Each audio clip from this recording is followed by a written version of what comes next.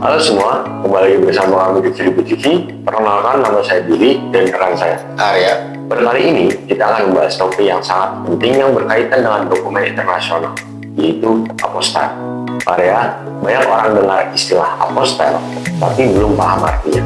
Bisa dijelaskan dulu secara sederhana apa itu apostil? Apostil adalah bentuk legalisasi dokumen yang diakui secara internasional berdasarkan Konvensi Den Haag tahun 1961. Apostil ini membuktikan bahwa tanda tangan, cap atau segel pada suatu dokumen publik itu sah dan diakui oleh negara lain yang juga menjadi anggota konvensi tersebut. Jadi bisa dibilang apostil itu seperti stempel resmi internasional ya Pak?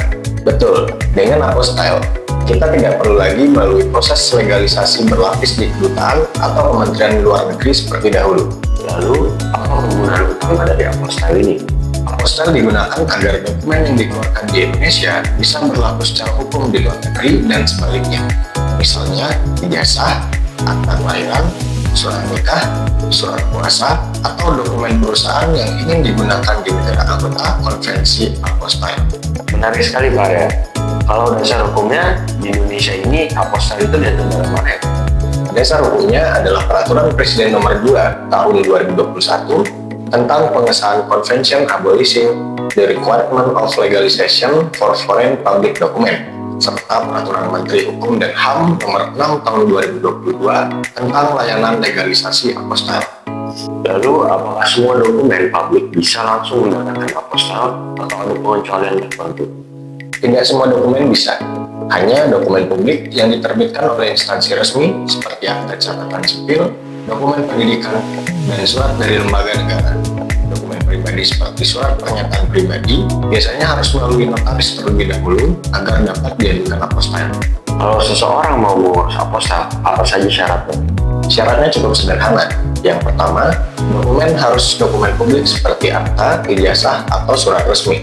Kedua, dokumen berbahasa Indonesia atau bahasa Inggris. Jika tidak, wajib diterjemahkan oleh penerjemah tersumpah.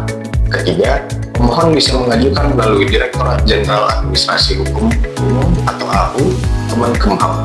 Kemudian, kapan biasanya apostil ini digunakan? Baik, apostil digunakan saat kita ingin menggunakan dokumen Indonesia di luar negeri, misalnya untuk kuliah, menikah, bekerja, atau urusan bisnis internasional. Apakah bisa juga untuk dokumen luar negeri yang mau digunakan di Indonesia? Baik, tentu bisa, asalkan dokumen tersebut sudah diberi apostil oleh negara asalnya dan negara tersebut juga anggota konvensi Den Haag. Lalu, bagaimana proses pengajuan apostil di Indonesia? Pemohon bisa mengakses situs apostil.ahu.go.id, mengunggah dokumen, melengkapi data, dan melakukan pembayaran. Setelah diverifikasi, dokumen akan diberi tanda apostil secara elektronik yang bisa diunduh secara langsung. Apakah biayanya mahal? Tidak terlalu. Saat ini biaya resmi berdasarkan ketentuan Kemenkumham sekitar Rp150.000 per dokumen. Namun bisa berubah sesuai kebijakan pemerintah. Kalau begitu, apa kelebihan dan kekurangan dibanding legalisasi biasa? Baik, kelebihan yang pertama adalah proses lebih cepat dan sederhana. Hanya perlu satu stempel apostil tanpa kedutaan. Dan juga berlaku di lebih dari 100 negara anggota konvensi Den Haag. Namun memiliki beberapa kekurangan, seperti tidak berlaku di negara non-anggota konvensi Den Haag, dan beberapa jenis dokumen yang tetap butuh legalisasi tambahan, dan yang ketiga, harus teliti karena kesalahan kecil bisa membuat dokumen ditolak. Jadi kalau negara tujuan belum bergabung dalam konvensi Den Haag, tetap harus legalisasi manual? Betul, misalnya jika dokumen akan digunakan di negara Timur Tengah tertentu yang belum anggota, maka tetap harus melalui kedutaan besar dan Kementerian Luar Negeri. Baik, jelas sekali pembahasan kita hari. Jadi, apostil ini sebenarnya solusi praktis untuk urusan dokumen lintas negara, asal tahu syarat dan batasannya. Betul sekali. Dengan adanya sistem apostil, masyarakat Indonesia jadi lebih mudah untuk mengurus legalisasi dokumen tanpa prosedur yang panjang. Baik, terima kasih sekali Pak Arya atas penjelasannya.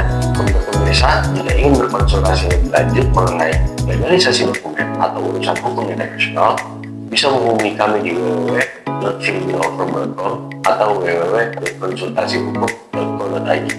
Atau pemirsa juga bisa mengunjungi sosial media kami seperti Instagram, TikTok, YouTube, dan platform lainnya. Sekian, terima kasih.